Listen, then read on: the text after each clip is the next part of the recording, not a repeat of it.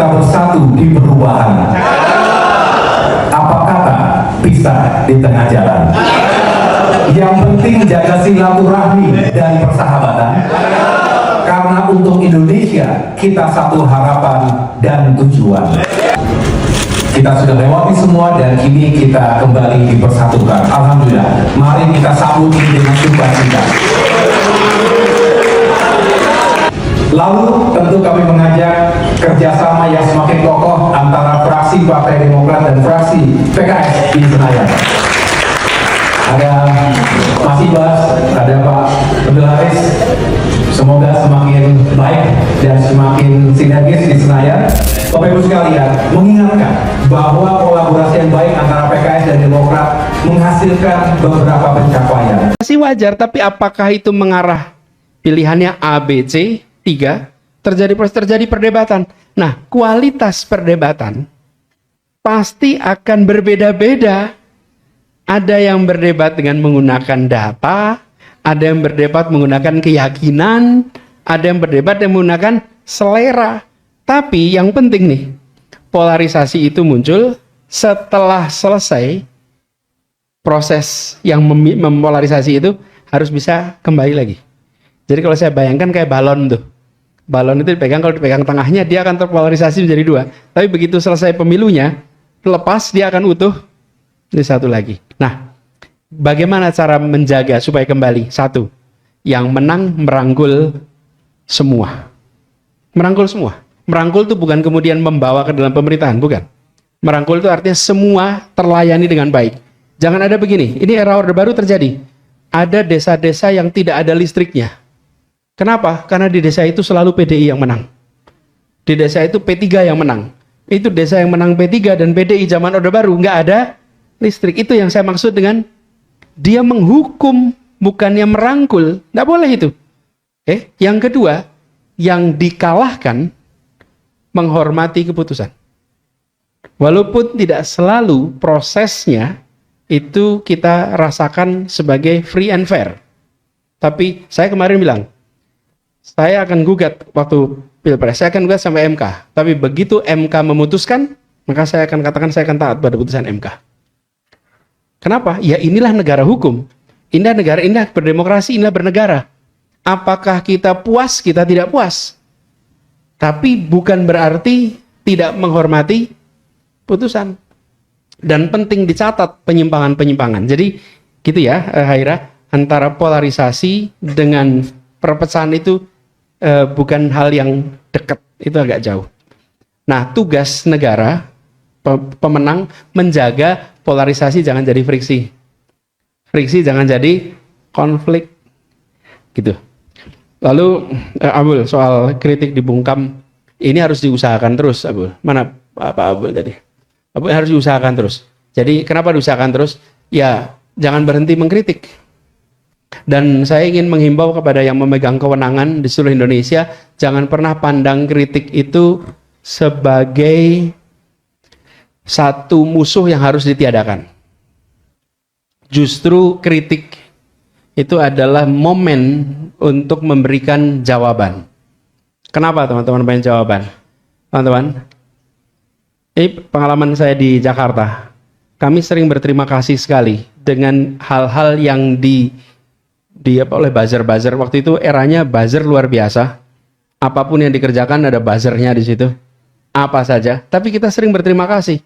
Justru dengan munculnya itu membuat kita punya ruang untuk melakukan penjelasan yang didengar publik. Itu kesempatan bagi negara, bagi pemerintah. Oh ya, kesempatan emas itu untuk menjelaskan. Kenapa? Karena antara yang bersuara dan yang mendengarkan jauh lebih banyak yang mendengarkan. Banyak yang tidak tahu ketika, ini seperti contoh nih, Jakarta ini sumur resapan sempit ramai. Ketika diramaikan sumur resapan, yang meramaikan dengan penjelasan kita, apa yang terjadi?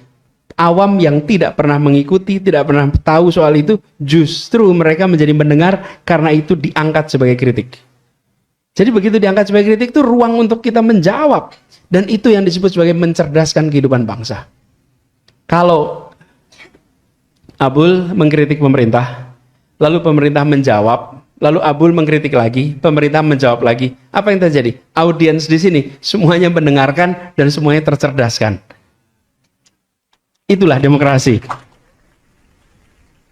Jadi apa yang disebut sebagai kritik itu adalah amunisi sebetulnya bagi negara. Karena negara punya loudspeaker lebih besar. Nah, cuman ada syaratnya nih. Syaratnya apa? Kebijakannya dibuat menggunakan data. Oke, menggunakan data. Kemudian kedua, kebijakannya menomorsatukan kepentingan umum. Yang ketiga, kebijakan yang menggunakan akal sehat. Yang keempat, kebijakannya merujuk kepada aturan main yang jelas. Jadi, kesimpulan saya, pemerintah yang anti kritik adalah pemerintah yang sedang membuat kebijakan tidak masuk akal. Karena itu dia anti kritik. Bikin proyek yang tidak ada visibility study-nya. Ah, itu anti kritik tuh. Tapi kalau ada visibility study-nya, dia akan hadapin kritik itu. Tapi kalau tidak ada data, tidak ada akal sehat, dia akan anti kritik. Jadi, teman-teman, dorong untuk selalu ada kritik sambil dorong kebijakan itu disusun dengan akal sehat. Itu kira-kira. Makasih. Oke. Menyadari di Jakarta salah satu masalah mendasar adalah soal hunian. Hampir 50% penduduk kota ini tinggal dengan mengontrak, bukan memiliki rumah sendiri. Sementara nilai properti di Jakarta mengalami peningkatan yang amat tinggi. Di antara semua kota di Indonesia, Jakarta merupakan tempat di mana bila kita memiliki properti, maka peningkatannya sangat signifikan.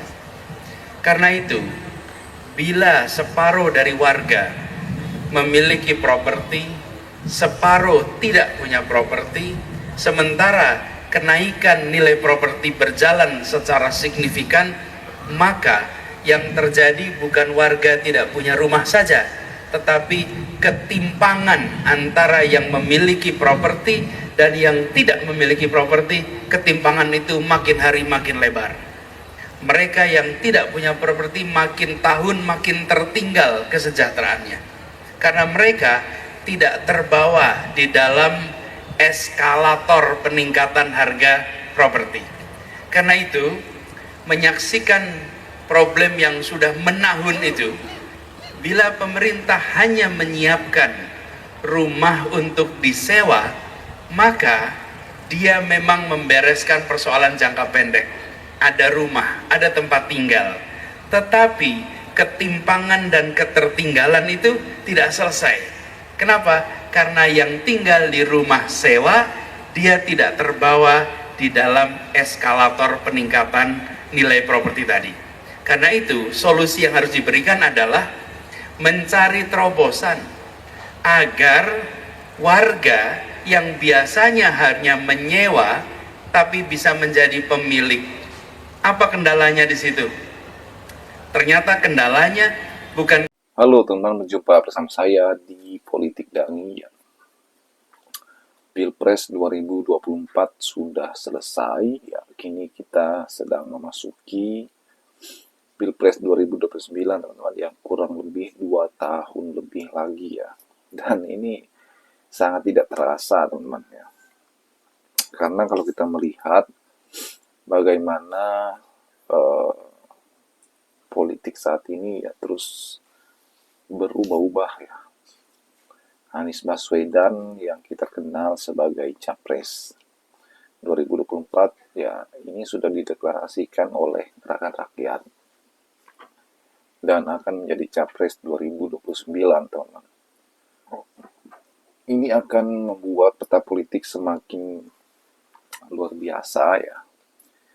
Karena walaupun kalah 2024, Anies tidak menyerah, ya. Anies terus maju, terus menyusun kekuatan-kekuatan politiknya menjelang Pilpres 2029. Bahkan Anies sekarang sudah punya partai sendiri, ya.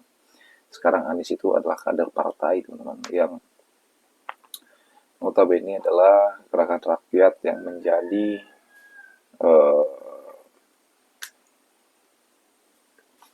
partai yang menurut ideologinya, dan ini luar biasa.